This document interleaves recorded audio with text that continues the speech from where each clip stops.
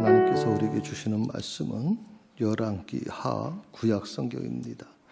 열왕기하 15장 1절에서 15절까지 1절에서 5절까지의 말씀입니다.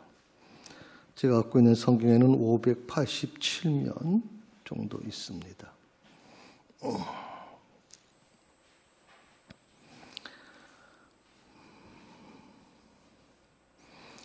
다 찾으셨으면 자리에 일어나셔서 말씀을 들으시기 바랍니다.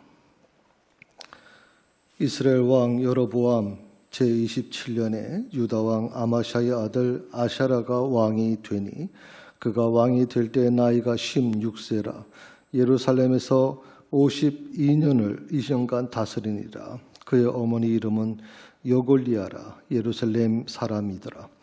아샤라가 그의 아버지 아마샤의 모든 행위대로 여호와 보시기에 정직히 행하였으나 오직 산당은 제거하지 아니하였으므로 백성이 여전히 그 산당에서 제사를 드리며 분향하였고 여호와께서 왕을 치셨으므로 그가 죽는 날까지 나병 환자가 되어 별궁에 거하고 왕자 요담이 왕궁을 다스리며 그 땅 백성을 치리하였더라. 이것이 하나님의 말씀입니다.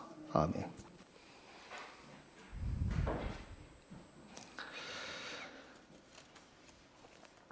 농부는 봄에 씨를 뿌립니다. 그런데 농부가 씨를 뿌리는 이 씨는 종자씨라 그래서 굉장히 좋은 씨들만 모아놓은 것들입니다. 물론 어느 농부나 씨를 뿌릴 때는 다 풍성한 수확이 이루어질 거라고 하는 기대를 가지고 뿌립니다. 그러나 가을 추수 때가 되면 농부마다 평가를 받게 되죠. 어느 농부의 밭에는 또 논에는 풍성한 결실이 얻어졌는데 어떤 농부의 밭과 논에는 여러 가지 풍성하지 못한 여러 가지 병충해나 여러 가지 작물이 좋지 않은 그런 결과를 얻게 될 때가 있죠. 그때 이런 의문을 갖게 되는 거죠. 어떻게 똑같은 씨를 뿌렸는데 똑같은 종자, 좋은 종자를 뿌렸는데 왜 결과가 다르게 나타나는가 하는 것입니다. 씨가 다르다면 이해가 되지만 씨는 똑같은 씨인데 왜 결과가 다르게 나타나느냐. 한 세 가지 이유를 얘기해요. 첫 번째가 땅의 상태가 다르기 때문에 그래요. 땅의 상태가 다르기 때문에. 이거는 농부의 노력하고는 상관이 없어요. 물론 세 번째 우리가 농부의 노력이라는 것이 있겠지만 농부가 아무리 열심히 해도 땅의 상태가 땅이 준비되어 있지 않은 땅이면 그 땅에서는 결실을 내지 못하죠. 그래서 예수님께서는 비유를 통해서 이 문제를 말씀하셨어요. 아무리 씨가 뿌려져도 땅이 그것을 흡수하지 못하면 옥토의 땅이 되지 못하면 그 땅에서는 결실하지 못한다라고 말씀해 주셨죠. 두 번째가 비의 수량에 따라 다르게 나타납니다. 우리 집사님, 우리 교인들이 이 텃밭을 좀 읽으시는 분들이 계세요. 근데 우리 조판여 집사님도 텃밭을 텃밭을 읽으셔서 늘 좀 먹을거리를 교회에 갖다 주시기도 하고 그러는데 올해 이렇게 얘기를 듣다 보니까 목사님 올해는 정말 배추가 정말 어렵게 됐습니다. 속이 전혀 차지도 않았고 왜 그런지 모르겠습니다. 그래요. 집사님이 꽤 오랫동안 농사를 지셨고 작년에는 그래도 참 결실이 있었는데 올해는 너무나도 결실이 없대요. 그 이유가 뭔지 참 모르시겠다 그러더라고요. 제가 인터넷을 이렇게 뒤지다 보니까 많은 전문적인 농업인이 운영하는 그 곳에도 여러 가지 무름병이라고 하는 것이 번져가지고 지금 감당을 못할 정도다. 비가 많이 오고 또 날씨가 너무 무덥다 보니까 도저히 자라질 못하고 있다 하는 얘기를 하는 걸 보게 됐습니다. 세 번째가 농부의 노력이 다르기 때문이라고 하는 건데 사실은 어떤 첫 번째와 두 번째 땅의 상태나 비의 수량은 이건 인간이 할 수 있는 게 아니거든요.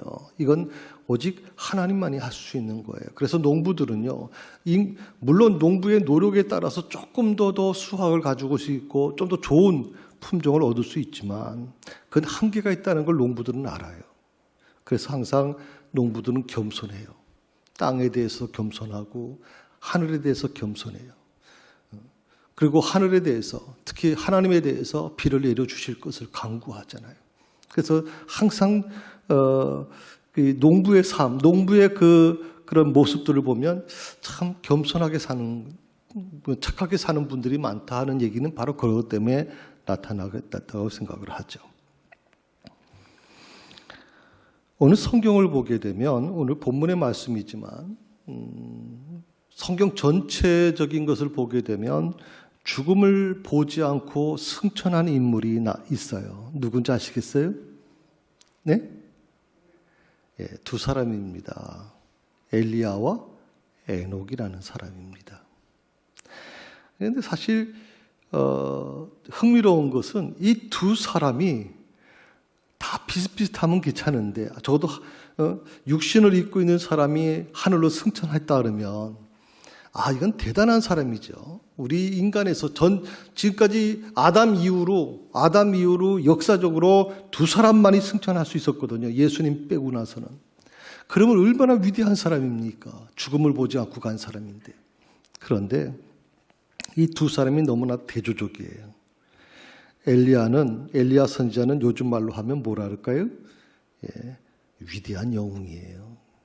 정말 위대한 영웅이에요. 그건 아합 왕, 아주 악한 왕의 대표적인 왕인데 아합 왕조차도 엘리야 선지자한테 아주 존경을 표할 정도로 대단한 사람입니다. 850명의 아세라 목상, 우상 숭배하는 선지자들과 제사장들과 싸워서 하늘에서 불을 내린 기적을 만드는 제사장이죠. 선지자죠. 아마 어떻게 보면 많은 사람들이 엘리야 선지자를 바라보면서 나도 저렇게 하고 싶어. 목회자들도 마찬가지일 겁니다. 나도 저렇게 능력을 가지고 목회를 하고 싶어 라고 생각을 아마 할 겁니다. 누구나 다 그런 마음은 있겠죠.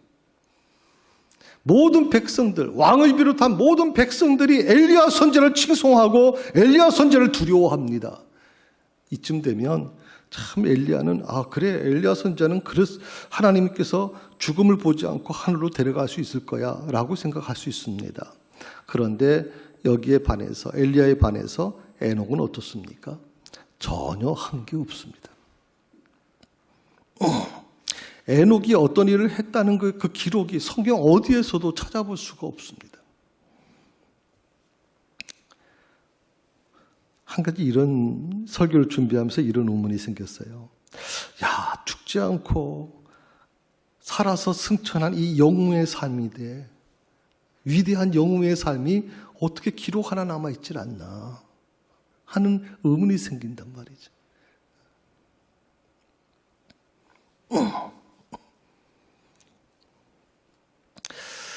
저는 이 에녹에게서요, 희망을 보게 돼요. 에녹에게서. 엘리야를 통해서 희망을 보는 것이 아니라 저는 이 에녹을 통해서 희망을 보게 돼요. 그것은 에녹 같은 사람도 하나님께서 들어 쓰시는구나. 에녹 같은 사람도 이 세상의 모든 사람들이 상상할 수 없는 그 기적을 만들어내고 있구나 하는 거예요. 그리고 이 에녹에게서 하나님의 판단 기준을 알게 돼요. 하나님의 판단 기준. 하나님께서는요, 영웅의 삶을 살았던 이 엘리야를 대하는 것과 이 평범한 삶을 살았던 이 에녹을 대하는 것에 전혀 차이를 두질 않으세요. 엘리야가 너무나도 수고를 많이 했고 나라를 운영하면서 정말 하나님의 영광을 드러낸 위대한 선지자였기 때문에 더 많은 대우를 해주는 게 아니라 에녹이나 엘리야나 하나님 편에서 보아서는 똑같은 사람이었다는 거예요. 똑같은 사람. 어떻게 보면 예수님 말씀대로 표현해 보면 오히려 하나님의 나라 가게 되면 오히려 엘리야보다도 에녹이 더 인정받지 않겠나 생각도 할 정도예요. 이 세상에서 사람들이 느끼고 사람들이 판단하는 이 모든 것들, 그래서 사람들은 오히려 더 높은 자리에 올라가고 싶고, 사람들은 많은 사람들로부터 인정받고 싶고, 그렇게 살아가는 게 성공이라고 생각을 하는 그 사람들에게 있어서 하나님께서는 전혀 다른 판단을 지금 갖고 계시다는 거예요.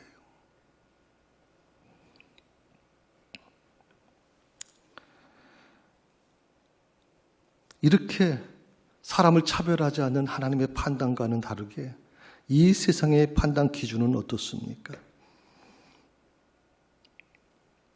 엘리야처럼 뭔가 대단한 일을 하는 사람 높이 평가하잖아요. 그리고 열심히 그런 사람을 추종하고 따라다니면서 나도 저 사람처럼 되고 싶어 라고 생각을 한단 말이죠. 그래서 마음속에는 어떤 마음을 갖게 됩니까? 더 높은 자리에 올라가고 싶고, 더 다른 사람들이 부러워할 정도의 것을 갖고 싶어 하는 마음. 그게 바로 성공이라고 생각하기 때문에 그렇단 말이죠. 그런데 하나님은 어떻습니까? 업적으로 사람을 평가하지 않으시더라는 거예요. 결과물을 가지고 판단하지 않으시더라는 말이에요. 업적이나 결과물로 판단하는 것은 그건 하나님의 판단이 아니라, 하나님의 판단 기준이 아니라 그것은 이 세상의 기준이고 이 사람들의 판단 기준일 뿐이지 하나님은 그렇게 판단하시는 분이 아니라는 말이에요. 저는 이 사실이 제게는 큰 위로가 됐어요. 사실은 늘 제가 하나님께 그런 기도를 드려요. 새벽마다. 하나님의 뜻은 어디에 있는 겁니까? 하나님, 이 백인범 목사를 통해서 뭘 하나님께서는 지금 계획하고 계시는 것입니까? 사실 노예를 갔다 왔습니다만, 노예를 가거나 아니면 목사님들이 모임에 가게 되면 늘 질문하는 게 뭡니까? 교회 규모가 어떻습니까? 재정이 어떻습니까? 교인 수는 어떻습니까? 그걸 가지고 사람들은 평가한단 말이죠. 노예 같은 경우에는 노예 차료에 상회비라는 게 나와요. 그 상회비에 보면 큰 교회들은 상회비가 굉장히 많이 책정됩니다. 그 상회비를 바라보면서 이 교회는 미자립 교회구나. 이 교회는 좀 어느 정도 자립한 교회구나. 이 교회는 큰 교회네. 사람들이 대하는 게 달라지기 시작합니다.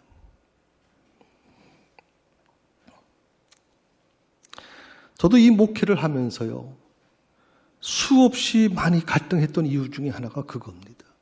그리고 하나님께 끊임없이 물었던 게 바로 그 부분입니다. 이 자체로, 지금 이 상태로 하나님 제 목회를 끝나게 하실 겁니까? 아니면 또 한 번의 기회를 주실 겁니까? 라고 제가 하나님께 묻거든요. 그때 제 마음속에 큰 위로를 준 말씀이 있어요. 그것은 뭐냐면 하나님의 관점과 사람의 관점이 다르다는 거예요. 하나님의 평가 기준과 사람의 평가 기준이 다르다. 이 세상에서는 아무것도 드러낼 수 없을지도 몰라요. 이 세상에서는 사람들 앞에 내놓을 수도 없는 부분들이 있을 수 있어요. 그렇지만 하나님의 평가 기준은 다르다 하는 거예요. 그게 제 목회자로서는 위로가 되고, 그게 또 안심이 되고, 내가 주님 앞에 갔을 때 주님께서 어떤 평가를 내려주실까 하는 것에 대한 기대를 갖게 만들었습니다. 타락한 시대에도 이 세상에 물들지 않으려고 애쓴 수많은 무명의 사람들이 있습니다. 이름도 빛도 없이 그저 주님 한 분 바라보면서 자기 하나님이 허락해 주신 그 삶의 자리에서 최선을 다하다가 주님 영광 드러내고 그렇게 가신 분들이 있습니다. 우리는 항상 주님의 영광, 하나님의 영광을 드러내는 것이 이름을 높여주고, 이름 석자가 사람들 앞에 어떻게 보면 인식되어지고 높은 자리에 올라가서 그렇게 평가되어지는 것이라고 생각할지 모르지만 저는 그렇게 생각하지 않습니다. 이름도 없이 빛도 없이 아무런 사람들이 인정하지 않는 그런 속에서도 묵묵히 하나님의 말씀을 붙잡고 하나님의 뜻을 이루고자 몸부림쳤던 수많은 무명의 사람들, 하나님은 그들을 기억하실 거라고 저는 믿거든요. 하나님의 나라에 가면 바로 그런 분들이 면류관을 쓰고 계실 거라고 저는 믿거든요. 세상에서는 이 에녹처럼 정직하게 사는 성도들을 향해서 이렇게 수군거립니다. 아, 정직하다고 누가 알아주나요? 자리가 사람을 만드는 거예요. 당신도 높은 자리에 가보세요. 사람들이 얼마나 당신을 인정해주고 당신 앞에서 굽실거리는지. 자리가 사람을 만드는 거지 정직한 것이 사람을 만드는 게 아니라고. 돈이 문제를 해결해 주는 거예요. 돈이면 다 해결돼요. 돈이면. 우리가 이 드라마 보게 되면 돈 가지고 많이 얘기하잖아요. 돈이 모든 게 힘의 원천인 것처럼 얘기하잖아요. 그러다 보니까 우리 믿는 사람들 중에서도 끊임없이 유혹을 받게 되는 거예요. 그래, 하나님 믿는다고 하지만 돈이 있어야 뭘 하지. 하나님 믿는다고 하지만 그래도 높은 자리에 올라가야 그래도 사람들이 인정할 거 아니야. 그래야 하나님의 영광을 드러내는 거 아닌가? 그때 성령님께서 이렇게 말씀하세요. 백목사야, 내가 가는 길이 정답이다. 너의 삶이 바람직한 삶이다. 성공은 명예가 아니다. 성공은 자리가 아니야. 성공은 돈이 아니다. 바보와 같이 사는 너의 모습이 그게 아름다운 거다. 너는 결코 작은 자가 아니다.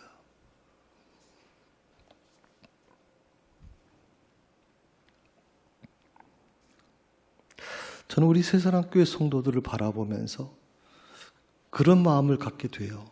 뭐 내놓을 것도 별로 없는 사람들. 그렇지만 저는 이 에녹처럼 성경 어디에도 사실 에녹에 대한 기록이 별로 남아있질 않는데 그럼에도 불구하고 하나님은 그를 들어 쓰셔서 죽지 않고 승천할 수 있게끔 만들어주신 그 놀라운 기적의 주인공을 허락해 주신 이 에녹과 같은 사람들. 우리 새사랑교회 성도들이 우리 모두가 다 이 에녹과 같은 그런 성도들의 삶이 됐으면 좋겠다 생각이 들어요. 한번 옆 사람과 좀 인사하십시다. 에녹처럼 승리하십시오. 예. 예. 사실 쉬운 거 아닙니다. 다 엘리야처럼 살고 싶지 에녹처럼 살고 싶은 마음은 별로 없습니다.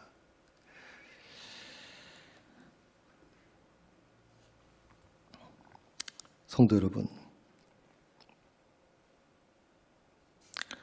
2020년 여러분은 어떻게 살았습니까? 그리고 이제 이 추수감사 주일은 뭐 마치 우리나라 추석과 같은 거죠. 추석 명절이 특별한 명절인 이유는 한 해를 결산하는 명절이기 때문에 그렇습니다. 수확을 하는 우리 농사 짓는 분들에게는 한 해를 수확하는 것이기 때문에 더 기쁠 수밖에 없는 거죠. 자, 한 해를 우리가 정리하면서 나는 2022년 어떻게 살았는가?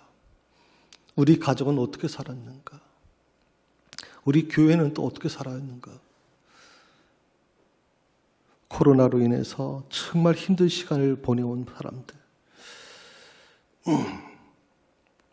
그래도 현상 유지만 할 수 있는 것도 참 감사하다 하는 분들이 많을 거예요.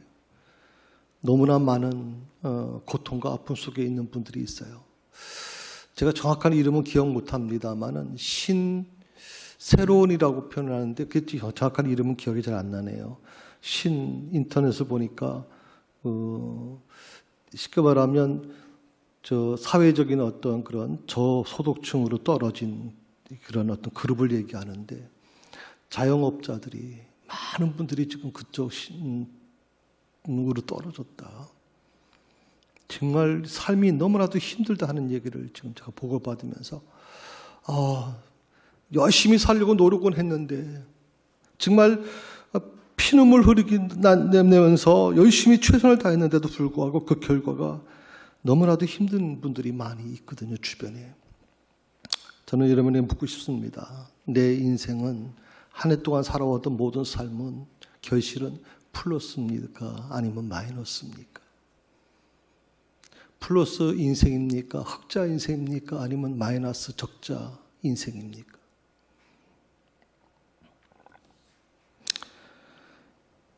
추수감사절을 맞이하면서 분명히 한 해를 좀 결산하면서 정말 감사해야 되는데 오히려 한숨만 쉴 수밖에 없는 분들이 계실 거예요. 그리고 마이너스 성적표, 적자 성적표를 받아들고 힘들어하는 성도들도 있을 거라고 생각을 합니다.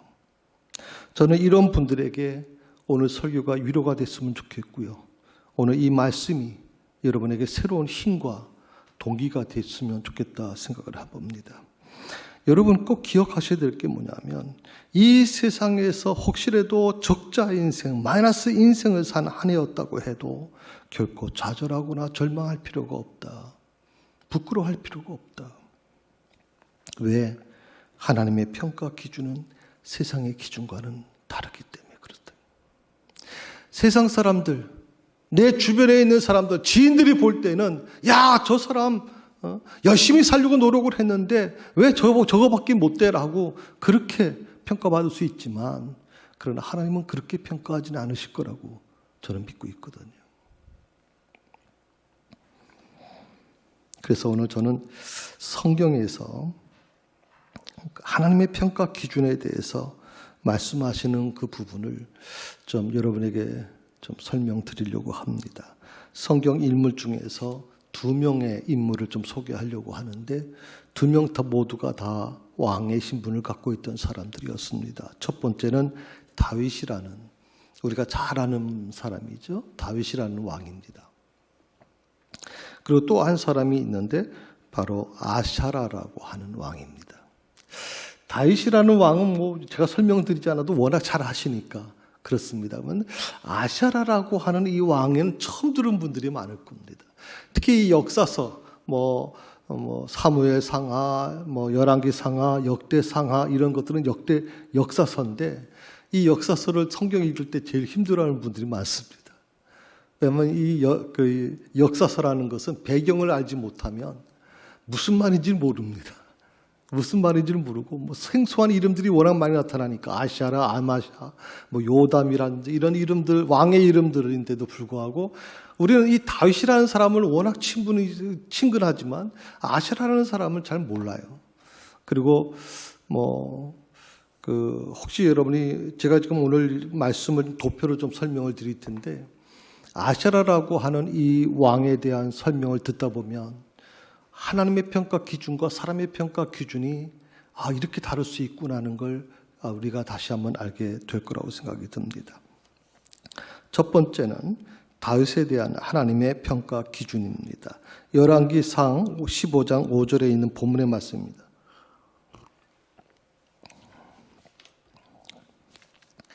자, 한번 같이 읽어볼까요? 네, 다윗이 햇사람 우리아의 일 외에는 평생에 여호와 보시기에 정직하게 행하고 자기에게 명령하신 모든 일을 여기지.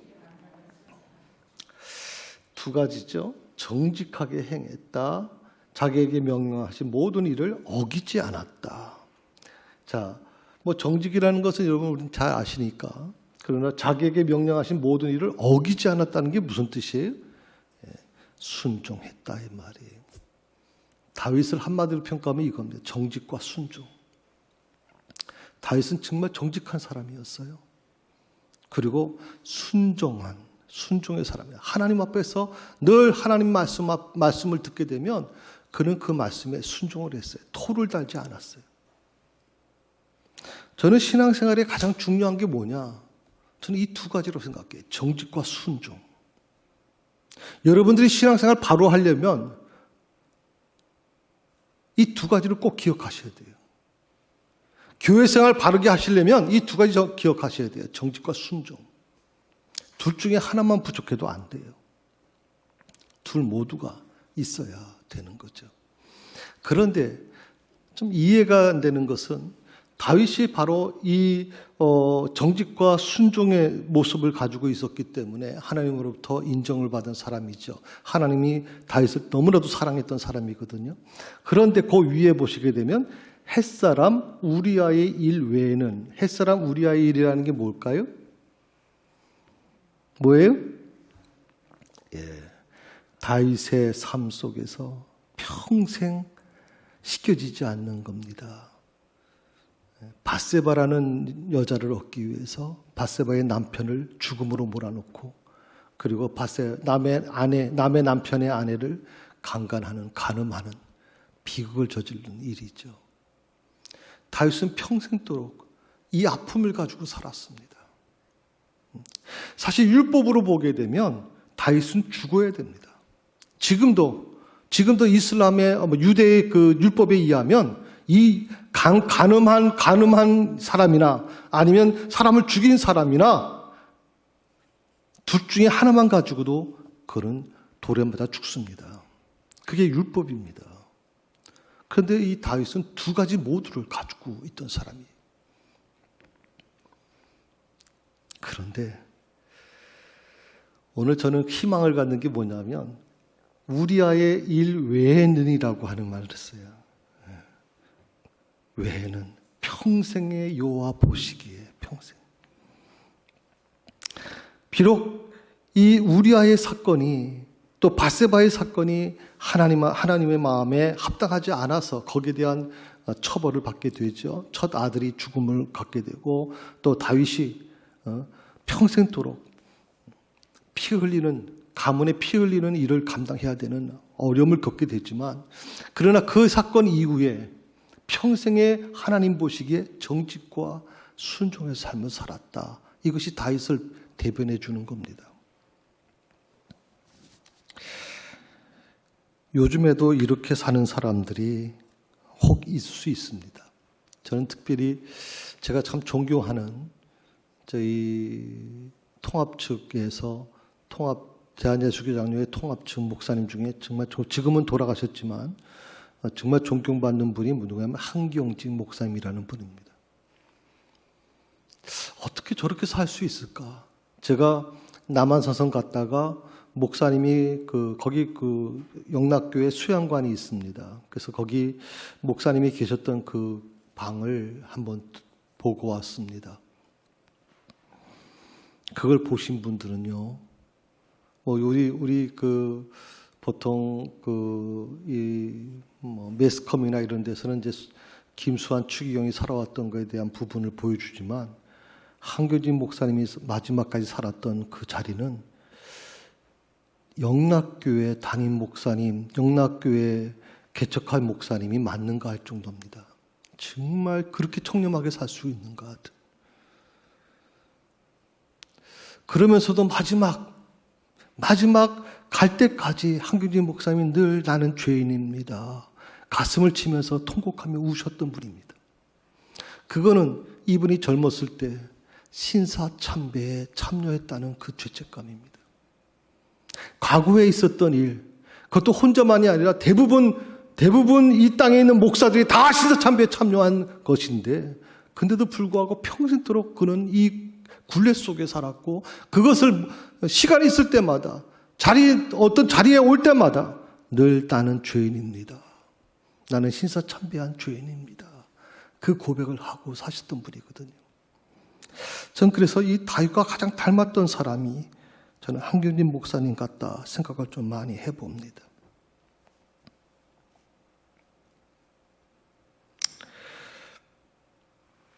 어떻게 보면 다윗을 우리가 표현하면서 통일 왕국을 이룬 위대한 왕, 또 거인 골리앗을 물리친 그런 위대한 사람, 모든 이스라엘 백성들이 바로 그 두 가지를 가지고서 칭송을 하지만, 근데 하나님이 보시는 다윗은 그것이 아닙니다.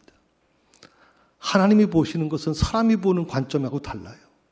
하나님이 보시는 판단은 정직과 순종이에요. 오직 정직과 순종.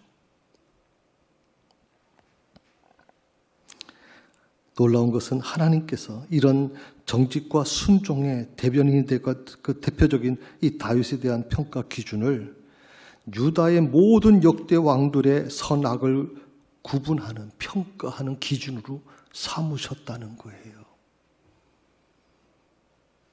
전 이 부분에 보면서 다시 한번 생각을 해봤어요. 우리는 항상 다윗이라는 사람, 어떤 사람을 볼 때 그 사람의 외형적인 거나 사람의 어떤 결과물을 가지고 평가하지만 하나님은 그렇게 평가하시는 분이 아니다. 우리 성도들이 지켜야 될 것이 있죠. 그것이 뭐냐면 저는 정직과 순종이어야 된다고 믿어요. 교회 안에서 신앙생활을 해나가실 때 정직하셔야 돼요. 정직하셔야 돼요. 순간적으로 자꾸만 어떤 것을 변명하려고 하면 안 돼요. 정직하다라고. 또 순종해야 돼요. 사람에게 순종할 것인가 하나님 앞에 순종할 것인가에 대한 부분을 분명히 가지셔야 된다고 생각을 해요. 우리 남유다와 북이스라엘 지도를 좀 보여드리겠습니다.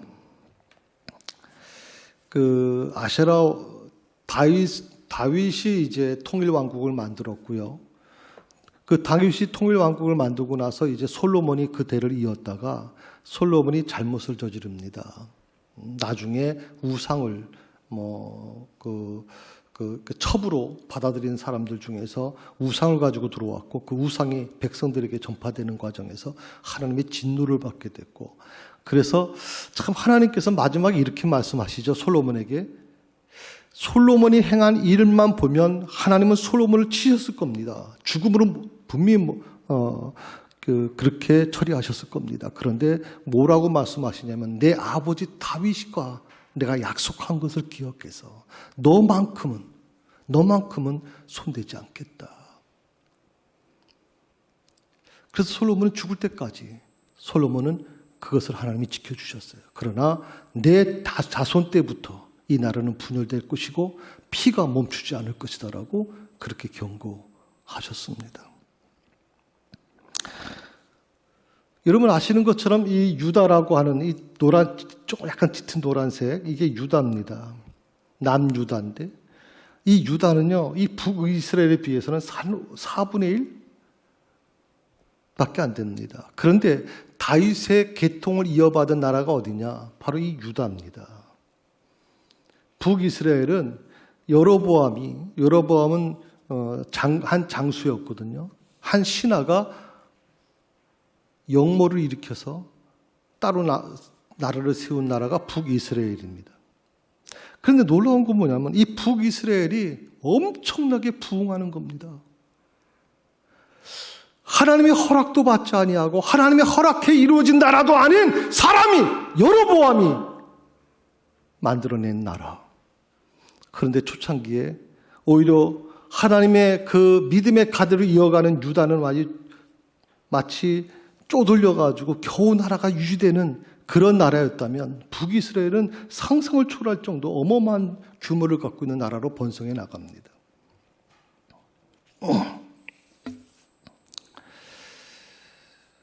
그래서 오늘 저는 첫 번째 다윗에 대한 평가 기준에 대해 말씀을 드렸고, 두 번째가 뭐냐면 바로 이 아샤라 왕에 대한 하나님의 평가 기준이 뭔가를 좀 찾아보려고 하는 겁니다.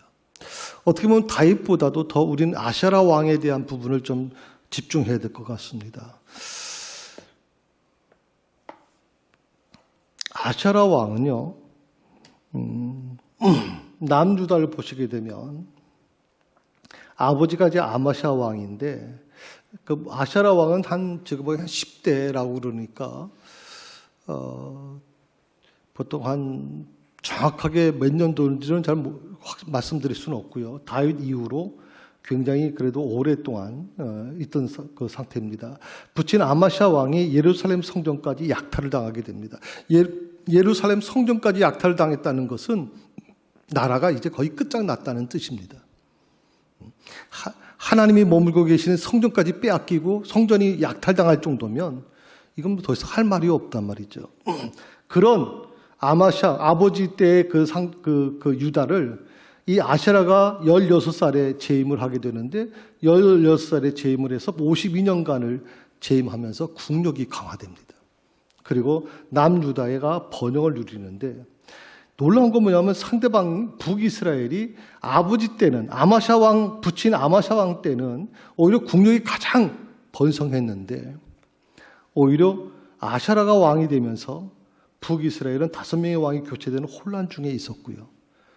반면에 남유다는 분명히 물려받은 나라는 다 껍데기밖에 없는 나라, 곧 이제 멸망이 얼마 안 남은 나라처럼 생각했는데 이 나라를 아주 괄목한 성장을 이루게 됩니다.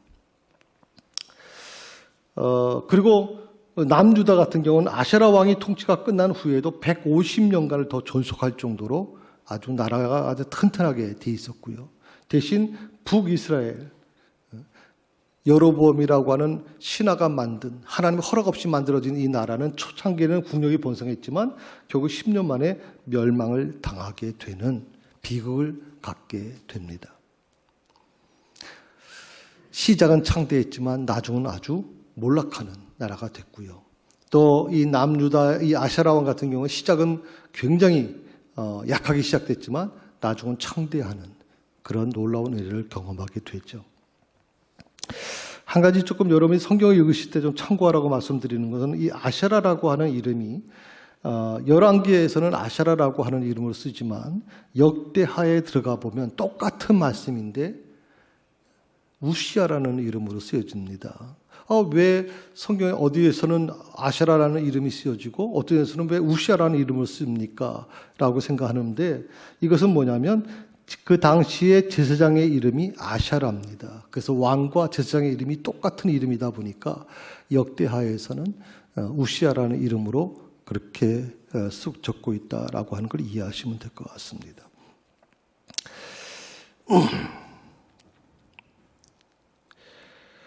조금 더 이 부분을 좀 설명을 드린다면 이 아세라 왕 우시아에 대한 하나님의 평가 기준 두 가지가 있습니다.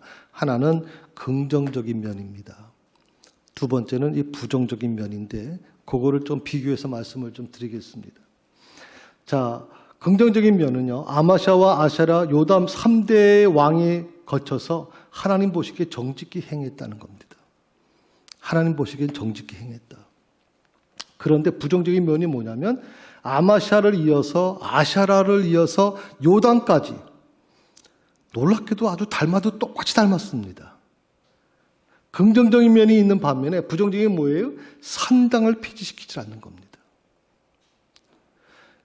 남유다가 하나님의 진노를 받게 되는 이유 중에 하나가 뭐냐면 바로 이 산당이라는 겁니다.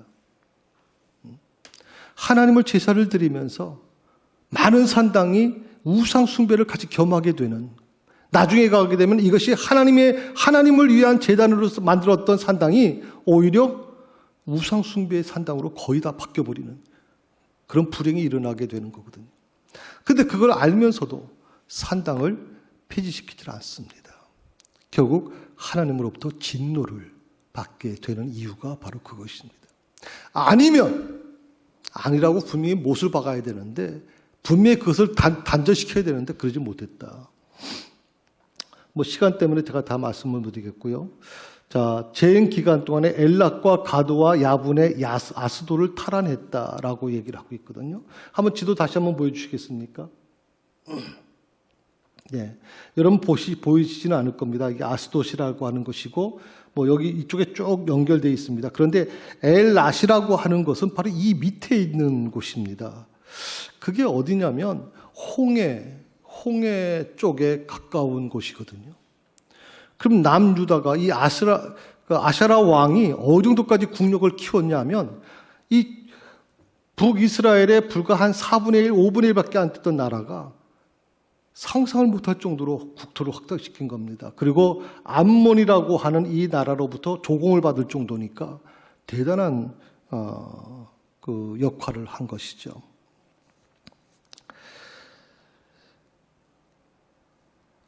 역사는 어떻게 평가할까요? 역사는 이 아세라 왕을 위대한 왕으로 그렇게 인정합니다. 암몬에서 조공도 받았죠. 농업 분야에서 탁월한 능력을 발휘했다. 또 군사 분야에서는 얼마나 탁월한지 군사 분야에서도 엄청난 군대를 양성하고 그렇게 갔다. 이런 얘기들이 많이 나오고 있습니다. 그러니까 역사는 당연합니다. 사람들은 그렇게 평가할 수밖에 없는 거죠. 아세라 왕은 위대한 왕이다. 그렇게 평가했습니다. 그런데 하나님의 평가 기준은 이 역사의 평가 기준과는 완전히 달랐습니다. 우리가 부정적인 면을 봤습니다만은 결국 아마시아에 이어서 아샤라가 결국 산당을 제거하지 않음으로 인해서, 그리고 그가 너무 강성해짐으로 인해서 마치 자신이 모든 걸 할 수 있다고 생각을 하고 제사장만이 들어갈 수 있는 그곳에 들어가서 결국에는 향로에 손을 잡고 제사를 자기가 드리려고 하다가 하나님의 진노를 받게 됐고 나병이라고 하는 병에 걸리게 됩니다. 성경은 그렇게 얘기합니다. 이 나병에 걸린 이 아샤라, 그 향로를 잡고서 제사를 드리려고 할 때 80명의 아샤라 왕하고 똑같은 이름의 그 제사장이 80명의 제사장들을 데려다가 결사적으로 몸으로 막아냅니다. 그럼에도 불구하고 그 제사장들을 끌어내고 자기가 제사를 드리다가 하나님으로부터 심판을 받게 되죠. 그리고 마지막에 이렇게 얘기합니다. 묘실에, 왕들의 묘실에도 들어가지 못했다. 그리고 평생 그는 별궁에 갇혀서 살았다. 그렇게 얘기를 합니다. 처음 시작은 화려하게 시작했고 그의 재임 기간 동안에 정말 상상을 못할 정도의 그런 업적을 남겼지만, 그리고 역사는 이 아샤라 왕을 위대한 왕이라고 칭송하지만 그러나 하나님의 판단 기준은 전혀 다른 것이었다는 거예요. 성도 여러분, 인생은 단편적인 성공으로 끝나는 게 아닙니다. 눈에 보이는 성공으로 만족하는 게 아닙니다. 인생은 종말론적인 관점에서 끝까지 변하지 않는 그 겸손을 유지해야 되는 겁니다. 그게 바로 하나님이 원하시는 평가 기준입니다. 눈에 보이는 잠깐의 모습, 이 세상에 사는 동안 더 높은, 다른 사람보다 더 높은 자리, 또 사업적으로 해서 돈을 많이 벌고, 그래서 사람들이 인정하고 무시하지 못할 정도의 그런 권력을 쥐고, 그것이 과연 성공이냐? 성경은 그렇지 않다 이 말이죠. 세상은 그렇게 볼 수 있고 사람들은 그렇게 볼 수 있지만 하나님은 절대 그렇게 보지 않으신다는 거거든요. 마태복음 10장 22절에서 주님이 이렇게 말씀하세요. 끝까지 견디는 자는 구원을 받으리라. 끝까지 견디는 자는 구원을 받으리라. 할렐루야. 끝까지 견디는 자가 돼야지. 역사에 인정을 받고 또 사람들로부터 인정받는 그런 삶에 대한 부분, 그 잠깐 찰나에 있는 것들을 가지고 여러분 성공했다고 얘기하십니까? 그거 가지고 만족하십니까? 사람들의 평가를 두려워하지 마십시오. 지금의 내 처지가 비록 사람들이 볼 때는 참 우습게 생각이 될 수도 있고, 사람들이 볼 때는 저렇게 하나님 잘 믿는다고 하면서 저렇게 꼭 저렇게 되는 게 왜 그럴까? 그 자기 처지를 보면서 때로 원망할 때도 많이 있지만, 그래서 마음이 흔들릴 때도 많이 있지만 절대 그러지 마라. 마음을 휘둘리지 마라. 오직 사람의 평가가 아닌 하나님의 평가만을 두려워해라는 거예요. 하나님의 평가만을. 우리는 바로 그것을 위해서 살아가는 사람들이에요. 신앙을 한마디로 저는 이렇게 얘기합니다. 하나님으로부터 받은 은혜를 끝까지 지키고 유지하는 것이다. 에녹이 왜 하나님께서 그를 죽음을 보지 않고 승천시켰는지 우리는 이유를 모릅니다. 다만 한 가지 분명한 것은 그가 300년 동안 하나님으로부터 받은 은혜를 끝까지 지키고 유지했다는 겁니다. 하나님은 바로 그 한 가지만 가지고도 에녹을 위대한 사람으로 판단하셨다는 거거든요.